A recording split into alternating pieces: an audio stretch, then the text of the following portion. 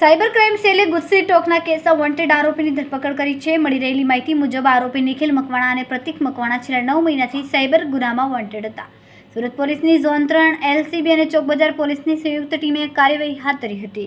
પોલીસે બાતમીના આધારે કતારગામ ઉદયનગર ખાતે આવેલ સિદ્ધિ વિનાયક એપાર્ટમેન્ટમાંથી બંને આરોપીને ઝડપી પાડ્યા. આરોપીઓ પાસેથી પોલીસે રૂપિયા 3,08,500નો મુદ્દામાલ જપ્ત કર્યો. તપાસમાં ખુલ્યું કે પ્રતિક મકવાણા મિલન દરજી સાથે મળીને સાયબર ફ્રોડના કારસ્તાનમાં ચરતો હતો. सूरत शहर के माननीय police commissioner Shri Anupam Gehlot sir जी की सूचना तहत शहर के अलग अलग केसेस में जितने भी वांटेड आरोपी हैं उनको रेगुलरली ट्रेस करना और उनको पकड़ने की सूचना दी। इसी अभियान के अंतर्गत हमें ये पता लगा कि चौक पुलिस स्टेशन विस्तार में सूरत साइबर क्राइम पुलिस स्टेशन के 2 आरोपी की मूवमेंट चल रही है। तो हमने डिटेल इन्वेस्टिगेशन किया, अलग अलग टीम बनाई और टेक्निकल एनालिसिस और ह्यूमन इंटेलिजेंस के अंतर्गत हमें पता लगा कि 2 आरोपी जो पिछले 9 महीने से वांटेड हैं, उनका यहाँ पे रेगुलर मूवमेंट हो रहा है।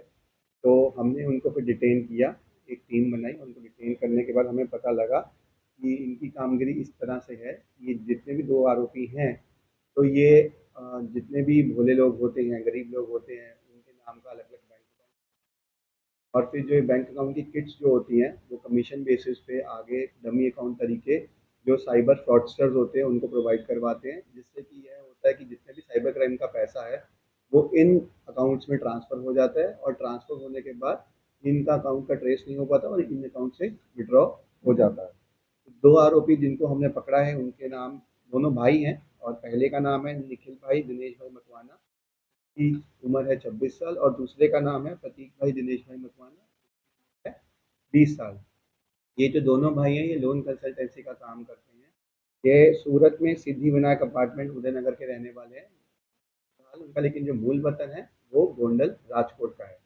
इस पूरे रेड के दौरान जो मुद्दामाल बरामद हुआ है वह है 4 मोबाइल फ़ोन, 2 स्वाइप मशीन, एक वाईफाई राउटर, एक कैश काउंटर मशीन जिससे पैसे गिना जाता है, सीसीटीवी स्टैम्प और कुछ चेक बुक्स।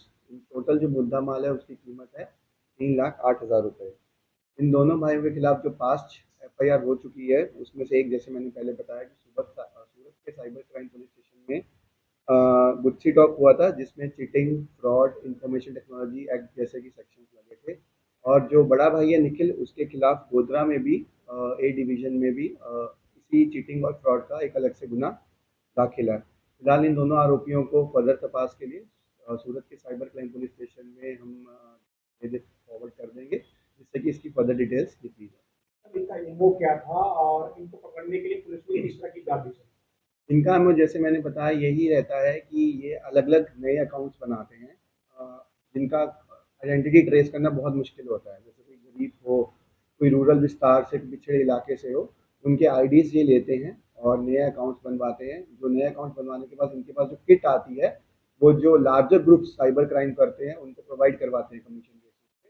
और फिर कमीशन बेसिस क्या होता है, जब उनको अकाउंट दे देते हैं उसके बाद ये जितना भी साइबर क्राइम का जो पैसा एकत्रित होता है वो बाइफरकेट हो जाता है छोटे-छोटे अमाउंट्स में इन अकाउंट्स में और फिर इन अकाउंट से एटीएम या फिर किसी ऑनलाइन ट्रांजैक्शन के वाया ये ट्रांसफ़र किए जाते हैं जिससे इनका ट्रेस करना मुश्किल हो जाता है। कितने अकाउंट इन्होंने खोले थे और कितने कमीशन? अभी फ़िलहाल इसका डिटेल तपास चल रहा है क्योंकि ये बहुत ही कॉम्प्लेक्स स्ट्रक्चर होता है। तो जितने टोटल अकाउंट्स खोले हैं इनके सिस्टम्स में जो हमें डिवाइसेस आए हैं उसका डिटेल टेक्निकल एनालिसिस करना पड़ेगा। कुछ डिवाइसेस एफएसएल भी भेजे जाएँगे, उससे हमें एग्ज़ैक्ट नंबर पता लगेगा जो आपको आने वाले टाइम में